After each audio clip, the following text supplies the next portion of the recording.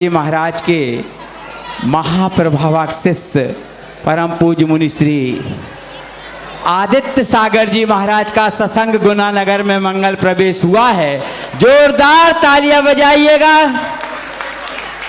हमने YouTube पर और व्हाट्सएप पर तो बहुत सुना होगा आदित्य सागर जी महाराज को, लेकिन सौभाग्यशाली हैं कि आज इस गुना नगर की धरा पर उनको सुनने का सौभाग्य प्राप्त करेंगे।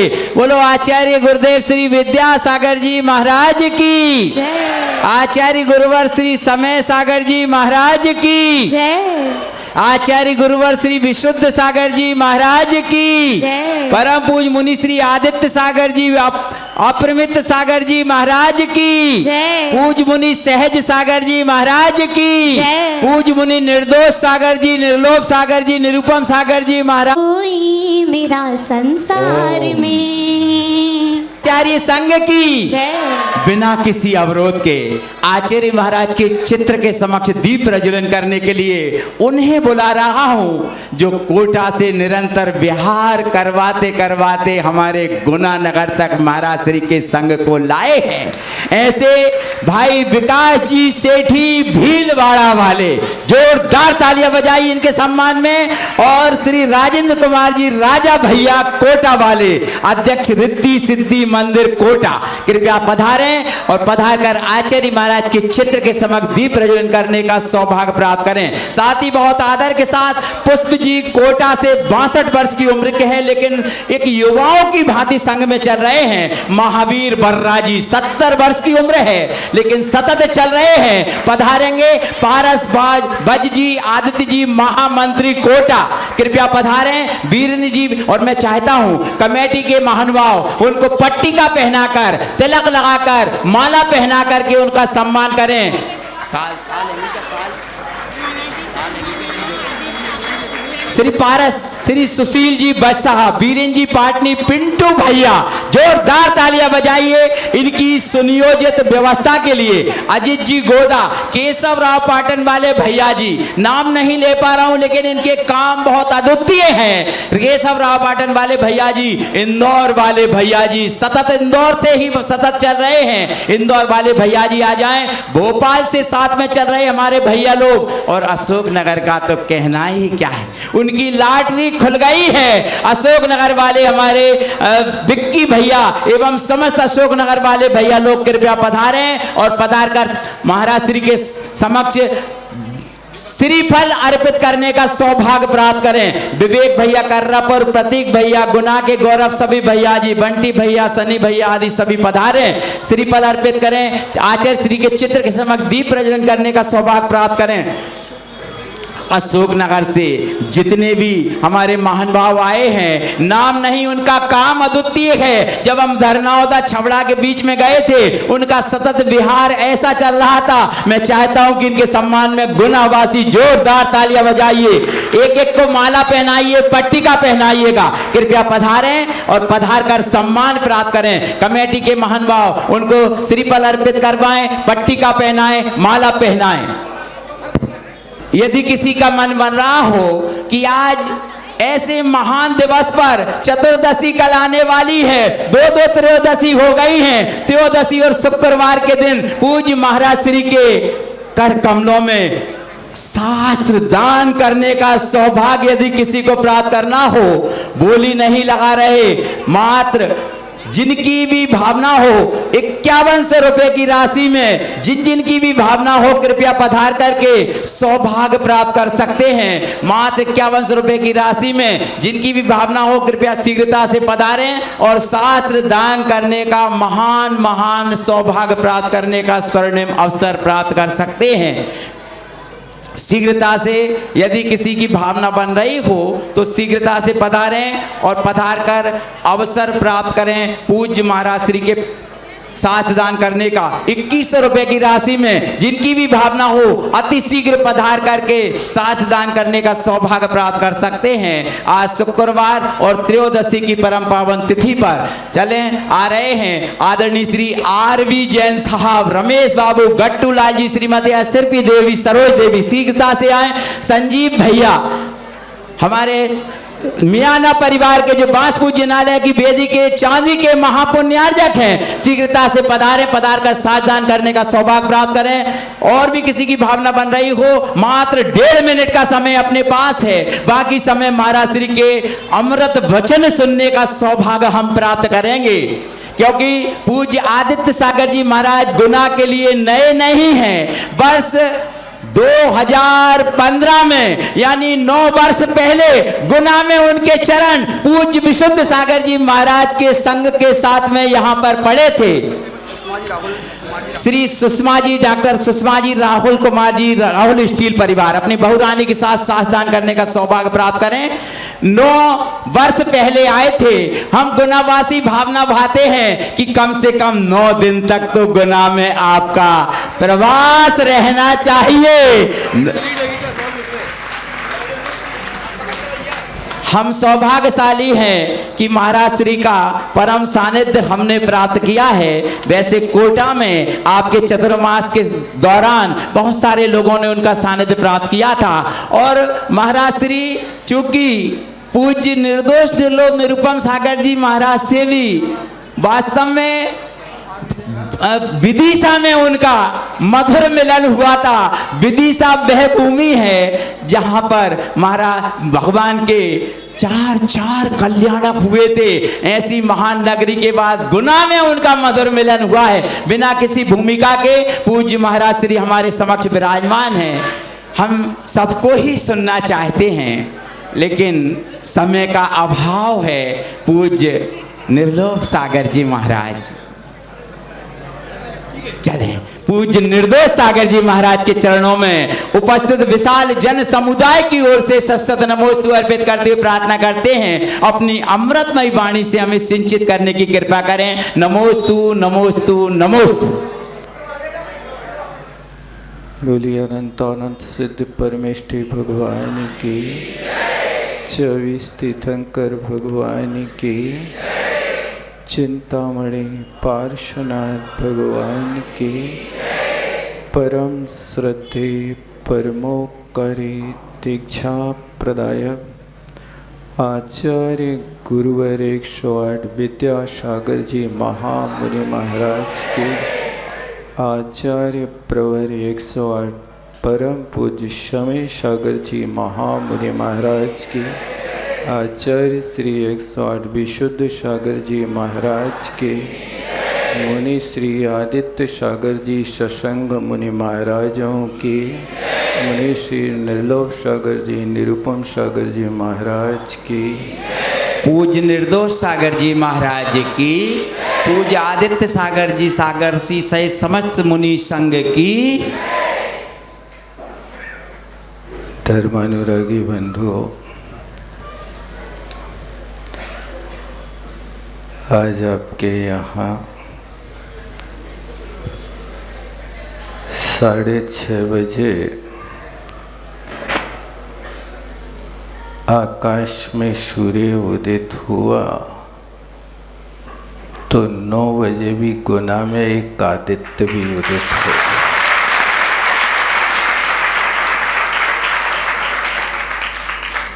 आदित्य का अर्थ समझते हैं आप लोग? सूर्य होता है संस्कृत में। तो महाराज श्री अपने यहाँ पधारे। शास्त्रों में लिखा है, गंगा पापम शशि तापम दैन्यम कल्पतरुस्तथा पापम तापम च दैन्यम च हंति साधु समागम। कहते हैं कि गंगा पाप को हरती है, शशि यानी चंद्रमा ताप को हरता है। गंगा पाप को हरने का अभिप्राय है,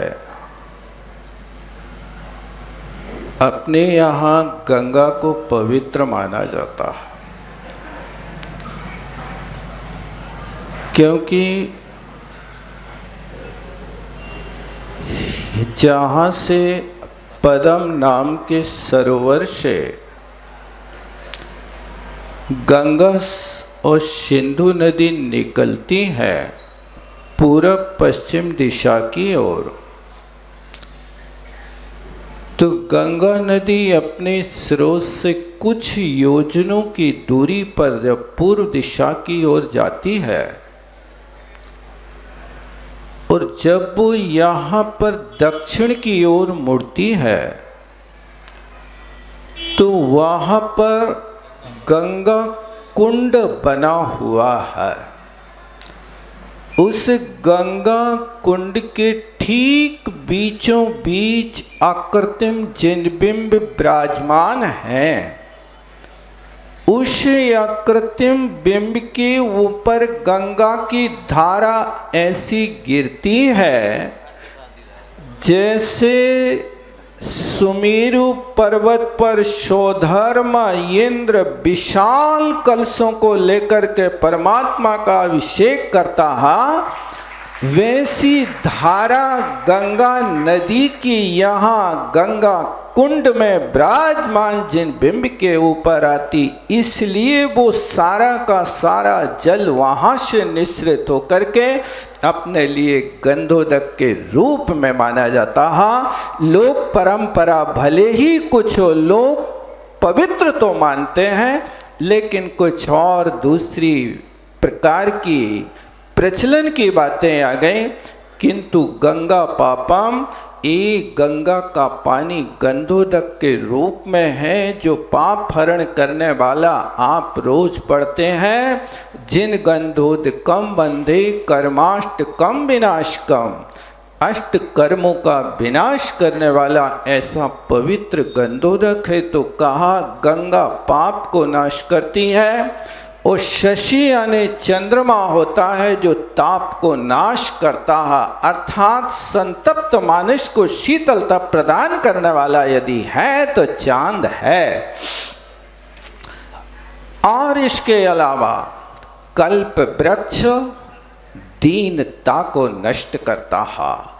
कल्प वृक्ष के निकट पहुंचने पर कोई व्यक्ति वहां दीन दरिद्री गरीब नहीं हो सकता, उसको जो चाहिए वो मिलता है। इसी तरह यहाँ पर आपको यदि 3 चीज़ों की जरूरत है पाप को मिटाना है तो गंगा में स्नान करते लोग, और ताप को मिटाना है तो चांदनी की प्रतीक्षा करते हैं, और इसके अलावा यदि मनोवांछित वस्तु की आवश्यकता है, दीनता को मिटाने की आवश्यकता है तो कल्प वृक्षों के निकट जाकर के वहाँ याचना करते हैं। इन 3 स्थानों पर जाकर के 3 मनोरथ पूर्ण हो सकते हैं। लेकिन चौथे चरण में लिखा है कि सत समागम करने से पापम तापम दैन्यम च हरति साधु संगमा, ये पाप ताप और दीनता साधुओं का समागम एक साथ एक स्थान पर हो जाता है। इसलिए वास्तव में जिसके जीवन में गुरु नहीं उसका जीवन शुरू नहीं। मोक्ष मार्ग प्रारंभ होता है तो देशना लब्धि से होता है, और देशना लब्धि होती है तो वो यहाँ संतों के निकट आने पर ही हुआ करती है। धर्मानुरागी बंधुओं, हमारा कर्तव्य है कि मोक्ष मार्ग की परंपरा अक्षुण्ण चलती रहे। किसी प्रकार के बंटवारे के माध्यम से यदि हम बंटते हैं तो हमारे बंटने के साथ में कहीं भी हमारा मोक्ष मार्ग खंडित ना हो जाए। ऐसे अखंड मोक्ष मार्ग की धारा को प्रवाह करने के लिए हमारा कर्तव्य है कि हम इस धारा को तभी चला सकते हैं जब हमारे अंदर इस प्रकार के निर्मल परिणाम हो, और निर्मल परिणामों के साथ में पापों का त्याग करके निर्मल परिणति करके सारे के सारे यहाँ पर मनोरथ पूर्ण होते हैं। किसी ने अपन क्या रोज दर्शन पाठ में पढ़ते हैं, साधु नाम बंदनेंचे ना चिरम तिष्ठति पापम, चिरकाल तक पाप नहीं ठहर सकते हैं। ये तो साधुगण एक नदी की भांति हुआ करते हैं। नदी तो अविरल बहती जाती है, लेकिन जिसके यहाँ से नदी निकलती है वो जो चाहे कर सकता है।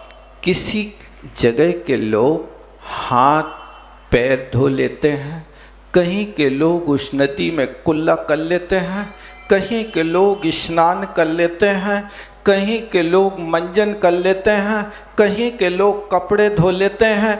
जो जी के मन में आता है वो कर लेता है।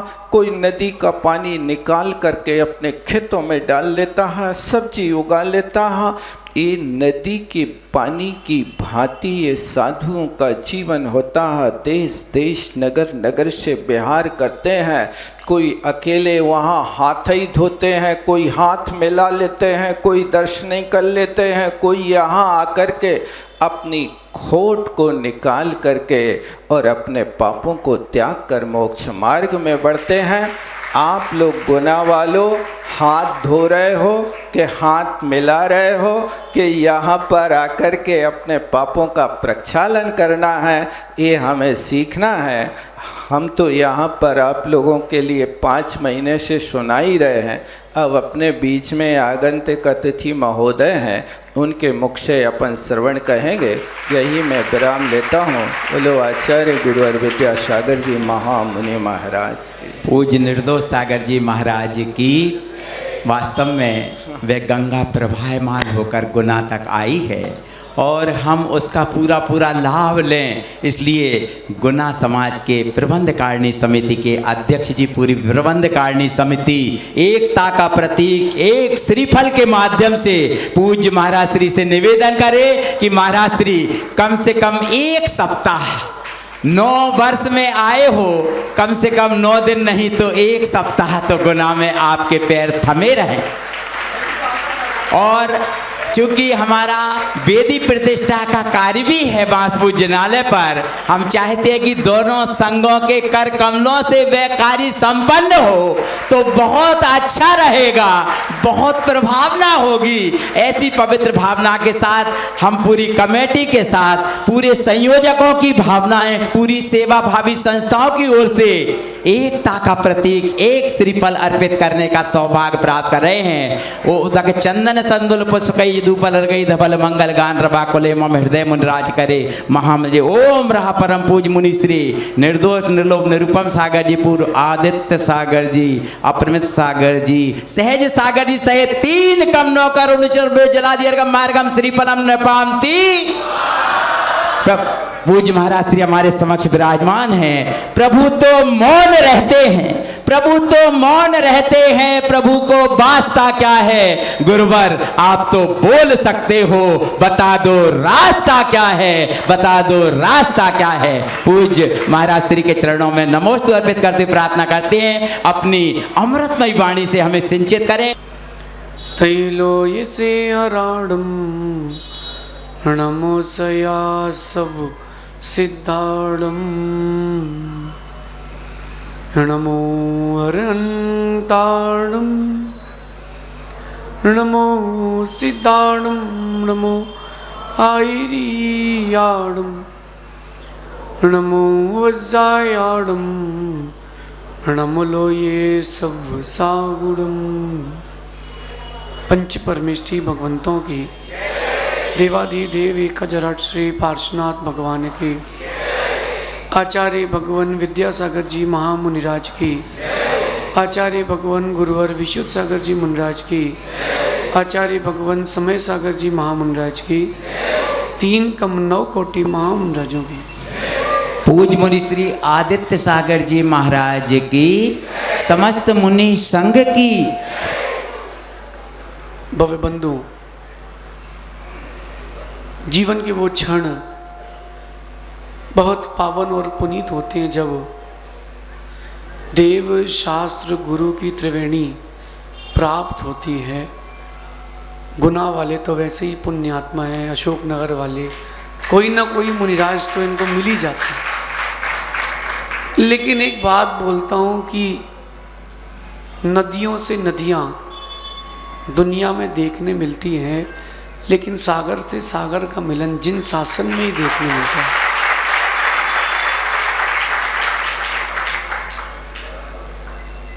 प्रवचन चालू करने के पहले अपनी बात रख देता हूँ कि आप लोग बहुत निर्दोष हो चुके हो, निर्लोभी हो चुके हो, निरुपम हो चुके हो। अब हम अशोकनगर महाराज को लेने आए हैं।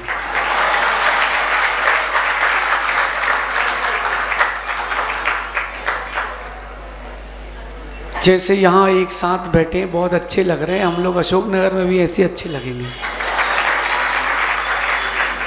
पिछली बार विदिशा में बिहार के ही समय हमको तीनों मुनियों के दर्शन मिले थे और उस समय सिर्फ चर्चा हुई थी, चर्या नहीं हुई थी। आज चर्चा भी हो गई है, चर्या भी होगी। अध्यात्म का मार्ग भिन्न है, व्यवहार का मार्ग भिन्न है, फिर भी अध्यात्म और व्यवहार दोनों मार्गों में एक अवरोध आता है, वो है रोग। ध्यान से समझना, सर्वश्रेष्ठ अध्यात्म का मार्ग है और उस अध्यात्म के मार्ग में अगर कोई रोगी हो जाए तो उस अध्यात्म की साधना में बाधा आती है। अगर आप लौकिक व्यवहार के काम करते हो, व्यापार आदि भी करते हो, तो भी अगर रोग हो जाए तो वो जो धारा चलती है वो टूट जाती है। इसलिए नीतिकार कहते हैं शरीर माध्यम खलु धर्म साध्यम, कि अगर कोई आद्य साधन है धर्म का तो वो शरीर की निरोगता है। लेकिन आप लोगों ने इसको यहीं तक सीमित करके रखा है, इसको आगे लेके जाना, मन वचन काया तीनों को निरोगी रखना। और आचार्य पूज्यपाद स्वामी ऐसे आचार्य हुए हैं, उनको त्रिवेद्याचार्य कहते हैं। उनको ऐसे आचार्य हुए हैं जिन्होंने मन की शुद्धि के लिए, वचन की शुद्धि के लिए और काय की शुद्धि के लिए, तीनों की शुद्धि के लिए ग्रंथ लिखे। उन्होंने आचार्य भगवान पूज्यपाद स्वामी ने मन विशुद्ध रहे इसलिए इष्टोपदेश समाधि तंत्र जैसे औषधियां दी हैं। आपके वचन की शुद्धि हो ऐसी उन्होंने जैनेन्द्र व्याकरण दी है और काय की शुद्धि रहे इसलिए उन्होंने पूज्यपाद स्वामी ने पुष्प आयुर्वेद ग्रंथ दिया। और महाराज श्री को आज मैं बताना चाहूँगा कि जैनेन्द्र व्याकरण पर महाराज जी ने बहुत काम किया है। व्याकरण के ग्रंथों पर देखो, आप लोगों का पुण्य तेज है कि आप लोगों को स्वाध्याय वाले महाराज मिले। ये मुख वाली प्रशंसा नहीं है, ये अंतरंग की प्रशंसा है कि साधु कार्यम तपाश्रुते। और आपको ऐसे महाराज भगवान मिले हैं जो तप कर रहे हैं, श्रुत में लीन है। और महाराज जी पुष्प आयुर्वेद जो इतने वर्षों से अनुपलब्ध था, अब वो पुराने हाड़े कन्नड़ लिपि में ताड़पत्र में उपलब्ध हो गया है। आने वाले कुछ वर्ष में उसका अनुवाद करके वो पुष्प आयुर्वेद भी समाज के सामने जल्दी आएगा। अब मैं विषय पर आता हूं कि शरीर और मन वचन इनकी निरोगता पर आपका कितना पुरुषार्थ है। बात बहुत छोटी सी है। आप लोग जब बीमार पड़ते हो तो क्या करते हो? प्रश्न है राकेश भाई, आप लोग जब बीमार पड़ते हो तो क्या करते हो? औषधि लेते हो। साधु बीमार पड़ते हैं तो आप बोल दो हम लोग औषधि चलाते हैं। हाँ चलाते हो, उसमें कोई बाधा नहीं है। लेकिन मेरा कहना है तन का रोग तो औषधि से मिटता है, मन का रोग जिनवाणी से ही मिटता है।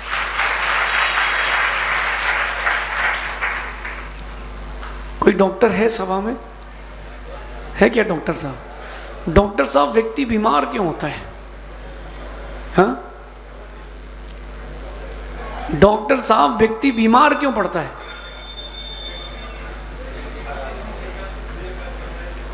डॉक्टर साहब का कहना है कि अपत्य ले लिया, कुपत्य ले लिया तो बीमार पड़ गए। लेकिन डॉक्टर साहब एक कारण होता है बहिरंग, एक कारण होता है अंतरंग।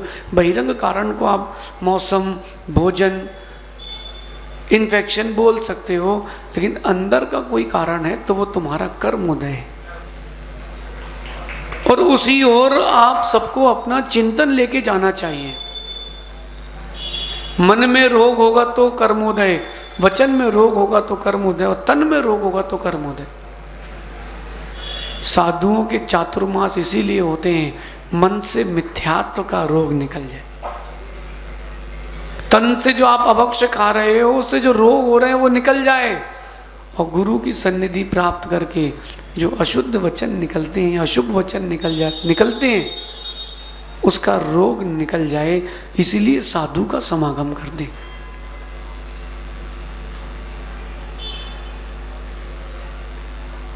ये जो जीवन मिला है आपको, केवल खाने और खोने के लिए नहीं मिला।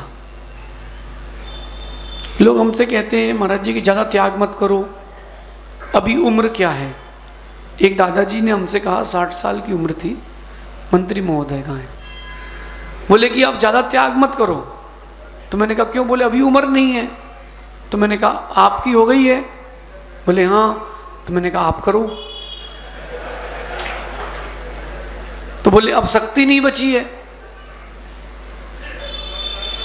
अगर आप अपने जीवन को निरोगी देखना चाहते हो, मन से, वचन से और काय से, सुन रहे ना?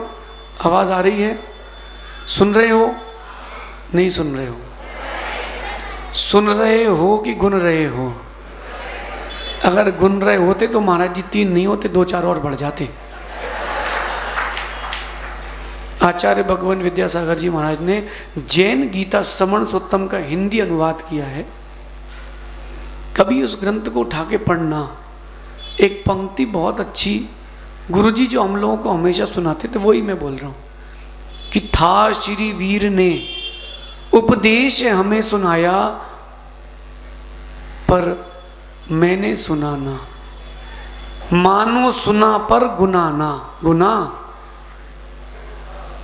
मानो सुना पर। अब आप लोगों के चातुर्मास हुआ है, अगर गुनोगे नहीं तो फिर चातुर्मास कराना किस बात का। इसलिए जब भी महाराज का बिहार हो, 3 है, कम से कम 3, 4, 5 तो जाने ही चाहिए। और वैसे प्रारंभ तो अध्यक्ष जी से होना चाहिए। जिनको पूरा लाभ मिला उनको यही लाभ मिलना चाहिए। राजू भैया तुम भी तैयार है ना भैया? अपन आगे चलते हैं। अपने जीवन में स्वस्थ रहने का प्रयास करें। एक व्यवहार की बात करूंगा और एक अध्यात्म की। निरोगी कैसे रहें? आज हर दूसरा व्यक्ति डॉक्टर के पास जा रहा है, हर दूसरे व्यक्ति को कैंसर हो रहा है। क्यों हो रहा है? कारण क्या है? जिन आगम के विपरीत जा रहे हो, जो जितना संयम से रहता है, जितना ब्रह्मचर्य का पालन करता है, वो उतना कम रोगी होता है। जो जितना संयम का पालन करेगा उतना कम रोगी होता है। संयम बचा ही नहीं है। पहले के जमाने थे, महाराज लोगों ने प्रवचन दिए, 8-10 लाइनें बोली, एक आध को वैराग हो गया, दीक्षा ले ली, पढ़ो आप पुराण ग्रंथ पढ़ो। उन्होंने थोड़ा सा बोला कि संसार असार है, जल के बुलबुले के समान, इतने में राजा को वैराग हो, दीक्षा ले ली। अब यहाँ 5-5 महीने, साल भर से कह रहे हैं तो समझ में नहीं आ रहा। संयम, आप माँ जितना संयमित रहेंगे उतना अधिक स्वस्थ रहेंगे। जो जितना अधिक ब्रह्मचर्य का पालन करेगा वो उतना स्वस्थ रहेगा। लेकिन धर्म की इस बात को अगर डायरेक्ट कह दूं तो पब्लिक अभी घर चली जाएगी। चिंटू, अगर हम बोलें कि ब्रह्मचर्य अनुव्रत लेना है, महाराज जी आता हूं, और तुम्हारी भाषा में कहूं कि अपने पत्नी के प्रति लॉयल रहो, हाँ ये ठीक है।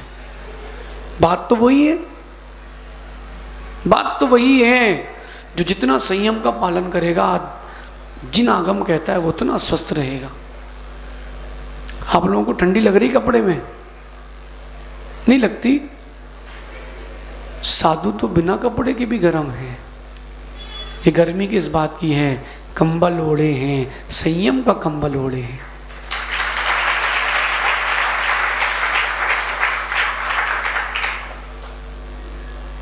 लोगों को लगता है कि महाराज बनना सरल है, क्षुल्लक जी। लोगों को लगता है कि महाराज बनना सरल है, क्षुल्लक बनना सरल है। भैया प्रैक्टिकल कुछ और है, थ्योरी कुछ और है।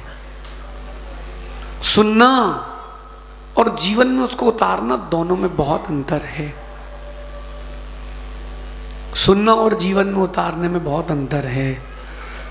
लोग कहते हैं ना, परमेश्वर जी ठंडे हाथ लगा देते हैं ऐसे आके, महाराज जी नमोस्तु। बेचारे 2 घंटे से टेम्परेचर बना रहे थे, गर्म कर रहे थे शरीर, और एक दिन में। इसका मतलब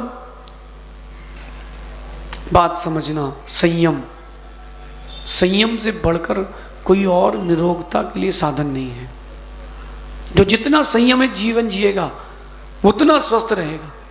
और नगर नगर साधुओं का विचरण इसीलिए होता है कि लोगों को संयम की परिभाषा, संयम का प्रैक्टिकल आंखों से देखने मिल जाए। बिना कुछ करे आयु अधिक करना हो तो संयम ही रहो। 10 लक्षण के आखिरी दिन ब्रह्मचर्य के प्रवचन सुनना कोई कॉमन फैशन है। आप हर दिन उस ब्रह्मचर्य की भावना रखो कि मुझे तो संयमित जीवन जीना है। जितना संयमित जीवन रहेगा, मानसिक शारीरिक सारे रोग होंगे। सुनो भैया, बाहर खड़े भी जितने लोग हैं, संयम का जीवन जीना चालू करो। आज के इस दौर में भोजन असीमित है, इसलिए असंयम भी असीमित है। भोजन असीमित है राकेश भैया। ब्रह्मचर्य के पालन के लिए भी आपको भोजन में भी संयम के जीवन के लिए आपको भोजन भी संयमित करना पड़ेगा। कितने युवा हैं जो ईमानदारी से बोलना, मैं त्याग किसी का नहीं कराऊंगा, होटल जाते हैं, भले ही महीने में 1 बार जाए, साल में 1 बार जाए। पूछ रहा हूं, हाथ तो उठाओ। आप लोग नहीं जाते? अब त्याग नहीं करा रहा हूं, सुनो ध्यान से। जो आप वहां असंयमित भोजन करते हो, ईमानदारी से बताना, क्या वो भोजन शुद्ध है? हाँ कि ना? पता है ना आपको? ऊपर वाले भैया जितने नए छोरे हैं, राजस्थान की भाषा में छोरे कहते हैं, होटल जाते हो वो आपको फ्रेश भोजन बना के खिलाते हैं ना, तुरंत की ग्रेवी होती क्या? अब सुनो, असंयमित भोजन आपके अंदर उत्तेजना उत्पन्न करता है। ना जल्दी उठ पाओगे, ना जल्दी सो पाओगे, बॉडी का डिसबैलेंस हो जाएगा, जल्दी चले जाओगे। एक व्यक्ति डॉक्टर के पास गया, वो कहता है डॉक्टर साहब बहुत सर्दी है, बहुत खांसी है, दवाई दो। सो डॉक्टर साहब ने कहा कि परहेज, पहले परहेज, पहले परहेज, इसके बाद औषधि, ठीक है ना डॉक्टर साहब? अब वो डॉक्टर ने कहा आप क्या क्या खाते हो? बोले मैं दही प्रतिदिन खाता हूं। बोले ठीक है, दही मत खाना 1 हफ्ते, और ये दवाई खाना। कहता डॉक्टर साहब दही तो मैं छोड़ू ना। अब देखो डॉक्टर साहब, समझाने की अपनी अपनी कला है। जैसा भूत वैसी भभूत।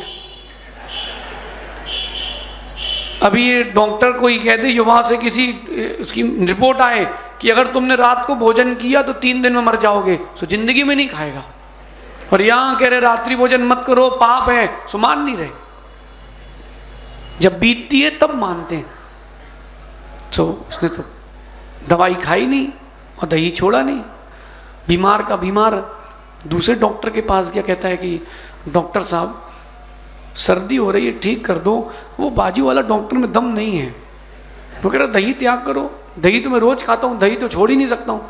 वो डॉक्टर कहता है भैया दही खाने के बहुत फायदे। बोले 3 गिना देता हूँ। बोले जब दही खाओगे, आप इस अवस्था में दही खाओगे तो बूढ़े नहीं होगे। बोले क्यों? बोले युवा अवस्था ही मर जाओगे। अच्छा तुम्हारे को कोई कुत्ता नहीं काटेगा? बोले क्यों? तुम लकड़ी ले टेक टेक के चलोगे, इतना खांसते हो, और तुम्हारे घर में कभी चोरी नहीं होगी। क्यों? रात भर खांसते रहोगे, चोर कहां से आएगा? बोले क्या करना है? बोले दवाई खाओ, दही त्याग करो। जी जब आपके ऊपर बीतेगी तब समझ में आएगा कि संयम क्या है और अपक्ष भोजन क्या है। जितनी जल्दी समझोगे उतनी जल्दी संभलोगे। कोरोना का काल था, कोरोना का काल था, सब पूरा विश्व सुधर गया, बोले वेजिटेरियन वेजिटेरियन, और जैसे ही वो काल गया सब जो के त्यों। देखो जितने बच्चे बैठे हैं, ईमानदारी से कह रहा हूँ, अगर आप लोग ये फास्ट फूड या पैकेट फूड खाते हो तो बुरा नहीं मानना, नाम के आगे जैन मत लगाना, मत लगाना। तुमको पता नहीं क्या आता है। कोटा की बात है, एक बच्चा अपने पिताजी से कहता है, पापा ये पनीर की सब्जी में स्टिक भी आई है, स्टिक। तो पिताजी कहते दिखाओ जरा, हड्डी थी। मैं आपको बताने आया हूं, बचाना ना बचाना खुद को ही आपके ऊपर है। निरोगी रहना है, घर का शुद्ध भोजन करो। यद्यपि लोग आपको बोलेंगे कि आउटडेटेड हो, तुम बाहर नहीं खाते हो, लंबा जीना है, धर्म ध्यान अधिक दिन तक करना है, पंच परमेश्वर की अधिक दिन तक आराधना करना है, संयमित जीवन रखना पड़ेगा।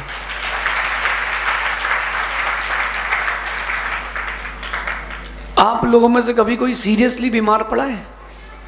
कोई है? हाथ उठाओ। बेटा खड़े हो जाओ, नहीं तुम घबराओ नहीं, लोग देख भी लेंगे। बीमार पड़े ना बेटा सीरियसली? डेंगू हुआ था, डॉक्टर ने क्या खिलाया था बेटा उस समय? कीवी और दलिया, बिना घी का, बिना बघार का। कैसा लगता था? कह रहा हाँ, अब जीना है तो अच्छा लगता है बेटा। अगर पहले से संयमित भोजन रखते आप, तुम्हारी इम्यूनिटी अच्छी होती, बीमार नहीं पड़ते। यही बात आप लोगों से कह रहा हूं। अगर शुरू से दलिया खिचड़ी खा के जियोगे तो लंबा जियोगे। अभी मैं महाराज जी, अभी मैं शक्कर नहीं ले रहा हूं और गेहूं, दोनों का त्याग है, गेहूं शक्कर का। अब लोग कहते हैं, कुछ त्यागी व्रती कहते हैं कि आचार्य श्री ने बहुत जल्दी त्याग कर दिया था, आप तो गलती मत करो। उन्होंने त्याग कर दिया था इसलिए इतने दीर्घायु हुए थे। ये त्याग की महिमा है, संयम की महिमा है, ये संयम की, त्याग की महिमा है। अब वो दिन गए जब खेतों में शुद्ध होता था। सतर्क होके जियो, निरोगी रहना है तो कह रहा हूं। और बताता हूं, संयम, और ये संयम का पालन जो करता है निश्चित अधिक आयु रहती है। और एक बात कहूं, जो संयम का पालन करता है उसकी बुद्धि तेज होती है। आज आपके बच्चों को याद क्यों नहीं हो रहा? मां, आप लोग स्वाध्याय करते हो, एक बार में याद होता है, क्यों नहीं हो रहा है याद? और महाराज लोग तो जल्दी याद कर लेते हैं। क्यों नहीं हो रहा है याद? ये आपका मानसिक रोग है, क्योंकि आपका जीवन संयमित नहीं है, संयमित नहीं है ना, इसलिए। और बोलता हूं, जो जितना अधिक तपस्चरण करता है उसका शरीर उतना निरोग रहता है। दिन में 2 बार खाने का नियम है किसी का? यहां बैठे हुए 2 बार खाने का है ना, और पानी पीने का छूट है। अब सुनना मैं क्या कह रहा हूं।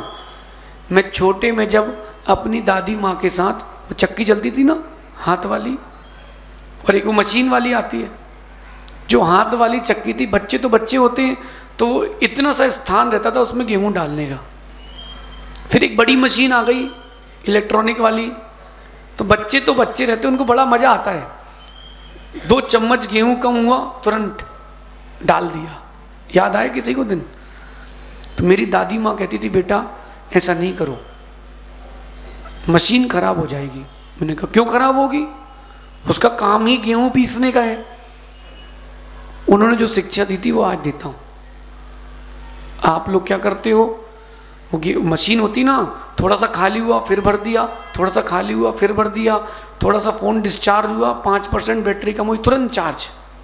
सुनो, वैज्ञानिक तत्व से जिन शासन को समझना, जब वो पूरा उतना हिस्सा डिब्बा खाली होता है, थोड़ी देर मशीन खाली चलती है, उसको रेस्ट मिलता है, फिर उसको वापस एक प्लेट लगा के भरा जाता है। ऐसे ही आपके अंदर की मशीन है, थोड़ा खाया, फिर थोड़ी देर बाद फिर खाया, 11 बजे भोजन, 2 बजे चाय, 3 बजे फुल्की, 4 बजे गटपट,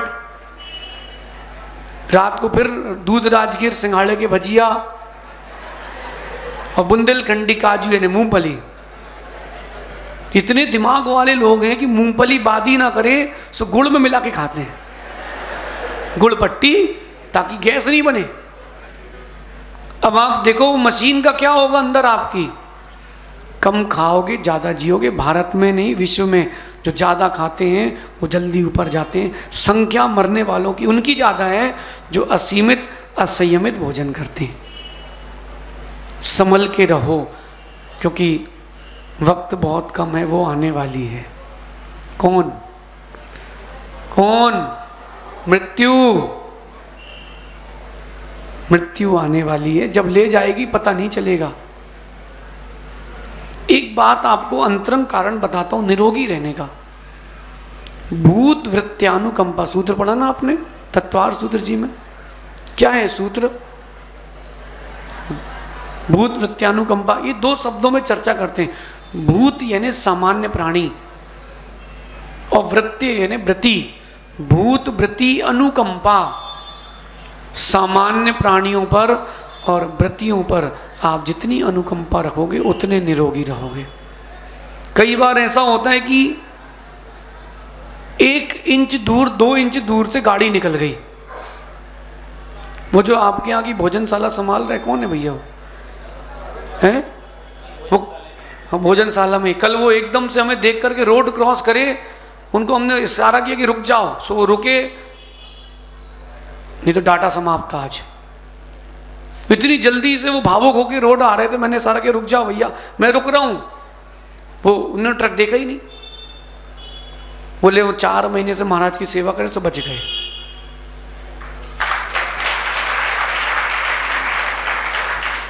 भूत वृत्त्यानुकंपा, चाहे सामान्य व्यक्ति हो चाहे व्रती महाव्रती हो, जो सेवा करते हैं उनके संकट टलते हैं।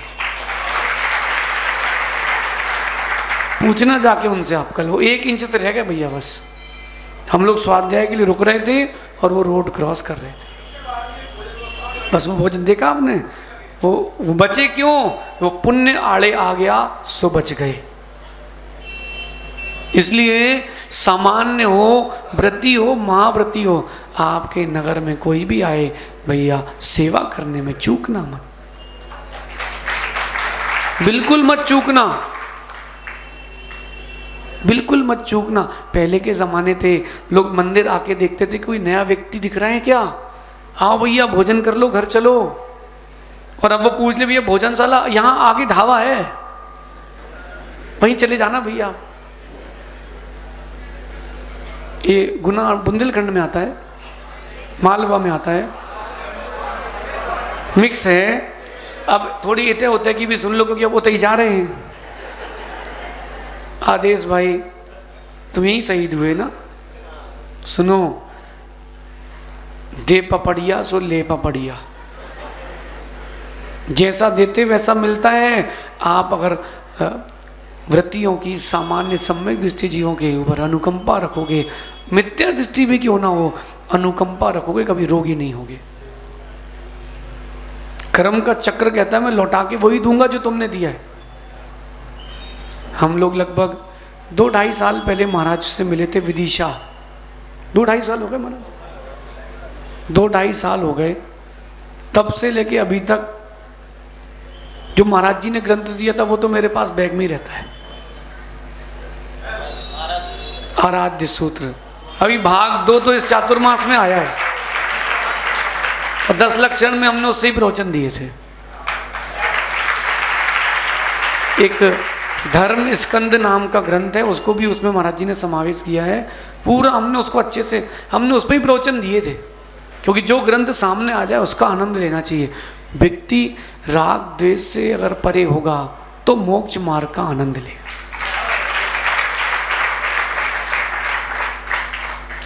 और वो जो कवर चढ़ाते ना लोग, समझदार थे, बोले महाराज जी जिनका लिखा है, मैंने कहा उनका नाम ऊपर लिख देना भैया, तो अनिन्नवाचार का पालन होना चाहिए। बात समझो मैं क्या कह रहा हूं। छोटी छोटी चीजें आपको रोगी बनाती है, मानसिक रोगी। आज देखो जिन शासन आप कह रहे दो संघ, भैया ये गलत फहमी है, सब महावीर के वंशज हैं। आज सब एक साथ बैठे हैं, समाज में कितनी हर्ष की लहर है। मैं तो बुरा नहीं मानना, थोड़ा हम खुल के बोलते हैं, अगर ऐसे साधु भारत में सब जगह हो जाएं, जिन शासन का डंका बजेगा, नमो लोए सव्य साउड़म कहना और जीवन में आचरण में उतारना, दोनों में बहुत अंतर है। अच्छा, ईमानदारी से बोलना, महाराज जी नहीं मिलते तो कैसा लगता, अच्छा हम नहीं मिलते तो कैसा लगता, अच्छा नहीं लगता ना, क्योंकि दोनों मानसिक रूप से स्वस्थ हैं इसलिए मिले हैं। अब बाकी हमारा तो यही निवेदन है कि गंगा यहाँ बहुत बह चुकी है, थोड़े छींटे अशोकनगर में ही बरसने चाहिए और अच्छा लगेगा।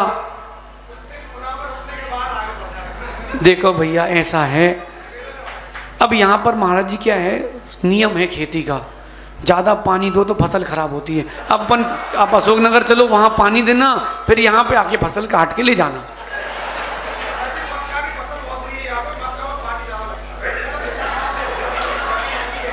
वो सब ठीक है, लेकिन मेरा तो यही मन है, मैं अपना निवेदन करूँगा। बाकी मैं समझता हूँ सबकी अपनी अपनी व्यस्तता रहती है।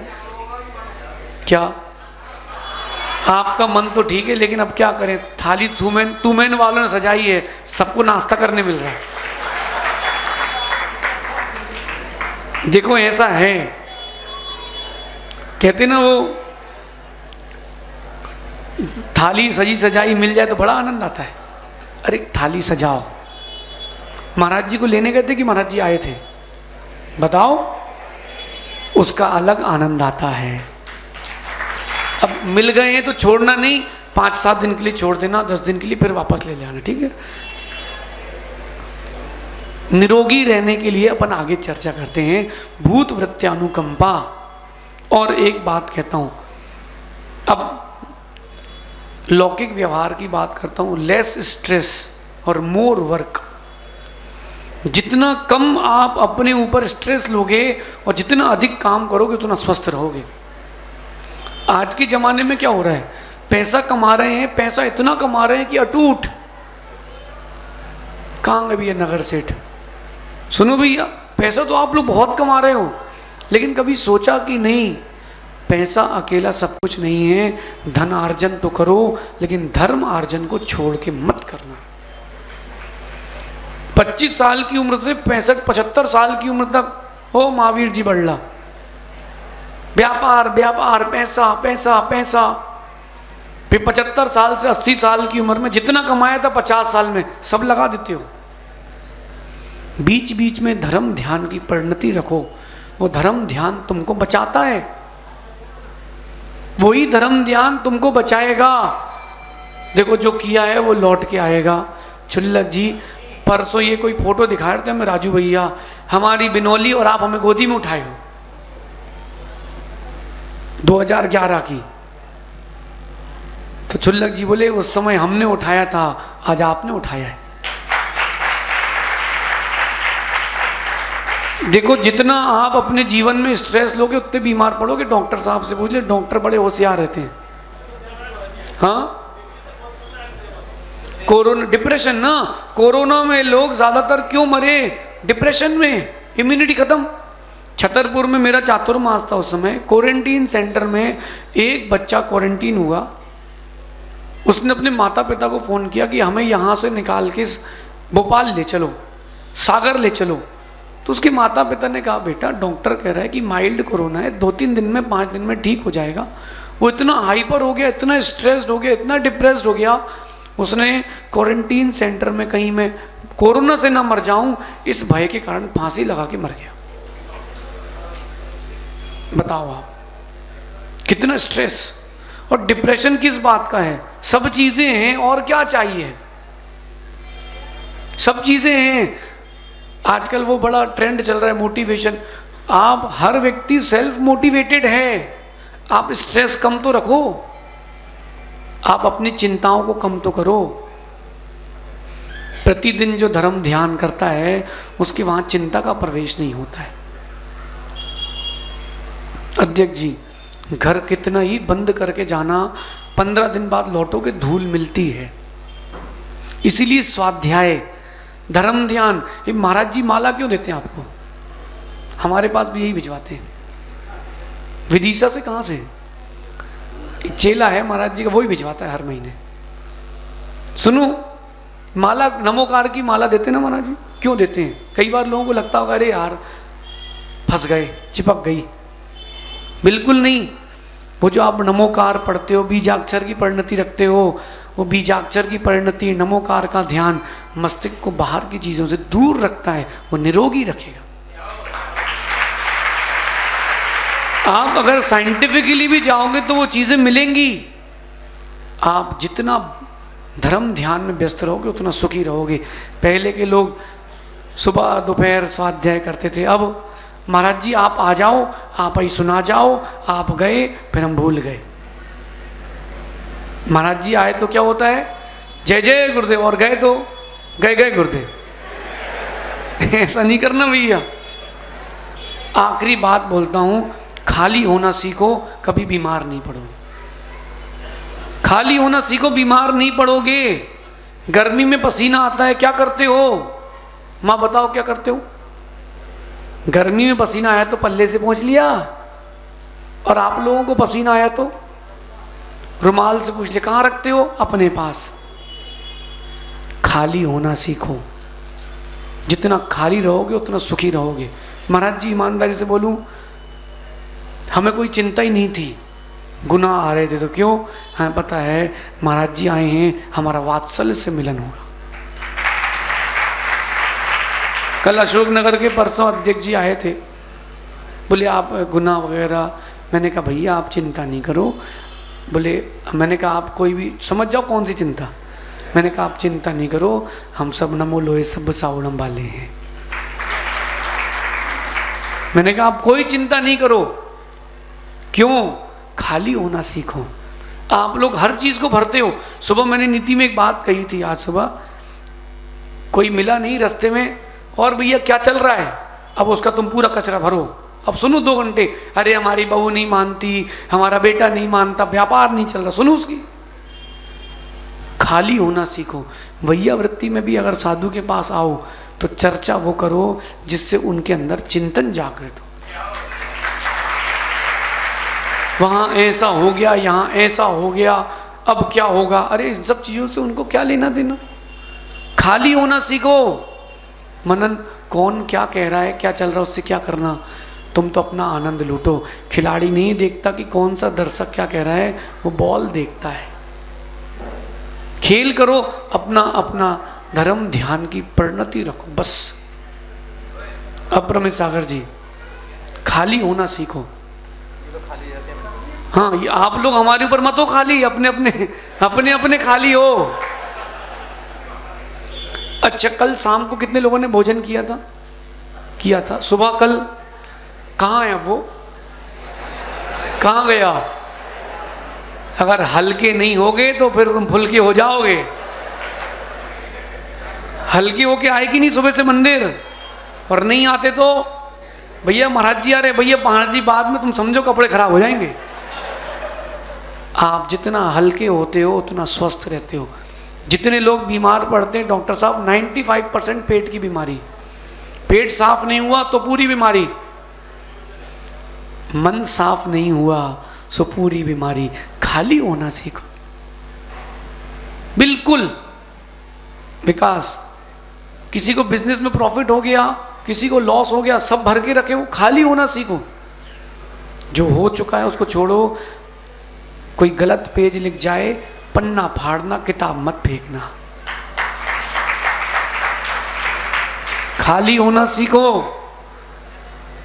महाराज जी ने बहुत सारे ग्रंथों का लेखन किया है। एक छंद शास्त्र पर भी काम किया क्या महाराज? ईसरी से छपा था शब्दकोश। हमने ब्रह्मचारी अवस्था में पढ़ा था। नाम माला का, धनंजय कवि की, अपर में सहज याद है। गुरुजी ने हम लोगों को पूरी नाम माला रटाई है। तो वो जब हम लोग पढ़ते थे तो ब्रह्मचारी पवन कमल इसी नाम से पढ़ते थे। और मेरा मानना है अगर ये लहर भारत में छा जाए, साधु अगर ग्रंथों पर काम करे, जिन शासन की अभिवृद्धि पता नहीं कहाँ होगी। ग्रंथों पे काम हो ही नहीं रहे। अच्छा, आप लोग पिछले 4-5 महीने से क्या सुन रहे हो? बोलो। धर्म ध्यान सुन रहे ना, स्वाध्याय सुन रहे कि यहाँ वहाँ की बातें सुन रहे ना? बस भैया, वो आपको लग रहा है कि स्वाध्याय करा रहे हैं, वो आपको जो कचरा भरा है ना इतने सालों का, खाली करा रहे हैं। एक गिलास देखो ध्यान से पारस, एक गिलास में नील भरी है, नील, और उसको नील का पानी है, उसमें दूध भरना है, कैसे भरोगे? खाली तो करना पड़ेगी। और खाली नहीं करना चाहे कोई तो उसमें इतना दूध भरो और इतने प्रेशर से भरो कि सब निकल जाए, स्वच्छ हो जाए। महाराज जी स्वाध्याय इसलिए करवा रहे हैं, साधु इसलिए स्वाध्याय की प्रेरणा देते हैं, तुम खाली हो जाओ, अंदर से स्वच्छ हो जाओ। अनादि से कीचड़ कर्मों का लगा हुआ है, खाली होने के लिए परिणति है। अब जिसने ये समझ लिया वो तिर गया, जिसने नहीं समझा वो लटक गया। स्वाध्याय खाली हो जाओ भैया। जिसके जो भी दिमाग में स्ट्रेस हो, देखो मैं आपको बताता हूँ, जैन दर्शन इतना विशाल था कि सब दर्शनों ने उससे कुछ ना कुछ ले लिया। आप क्रिश्चियंस में जाना, वहाँ कन्फेशन का कॉन्सेप्ट है, एक पर्दा है, इस तरफ उनके धर्मगुरु हैं, यहाँ बैठ के अपनी सारी बात बोल दी और चला गया, व्यक्ति खाली हो गया। ये जैन दर्शन का एक अंग था और इस अंग का उन्होंने अंश लिया है। अपने यहाँ गुरुओं से अपनी बात रखते हैं, गुरुजी हमसे दोष हो गया, वो सुनते हैं, आप खाली हो जाते हो। इसके बाद वो प्रायश्चित देते हैं, प्रायश्चित करते हो, मन वचन काया सब शुद्ध हो जाता है। हल्के होते कि नहीं? कभी ऐसा हुआ कि गाड़ी के नीचे कोई जानवर आ जाए और कितनी बेचैनी होती है, और जब तक महाराज से नहीं बताया तब तक बेचैनी रहती है। महाराज जी को बताया, उन्होंने सुन लिया, नहीं हुए क्या हल्के? सुबह सुबह हल्के जो होके आए हैं उनसे कह रहा हूँ, जैसा सुबह हल्के होके आए हो, जीवन के हर समय विभाव भाव को बाहर निकाल के हल्के हो जाओ, हल्के हो जाओ। पुष्प जी, लोहाड़िया जी, हल्के हो जाओ। क्या इतना वजन ला दो कपड़े का, हल्के हो जाओ। चुल्लक जी, वजन ला दे हो, हल्के हो जाओ। अपर में सागर जी अब अपने लिए हैं, अपन कर्मों का वजन लादे हैं, हल्के हो जाएं, सिद्ध बन जाएं, निरोगी हो जाएं। अगर निश्चय से कोई निरोगी है तो वो सिद्ध है, क्योंकि अरियंत भी 4 रोग यानी 4 कर्म सहित हैं।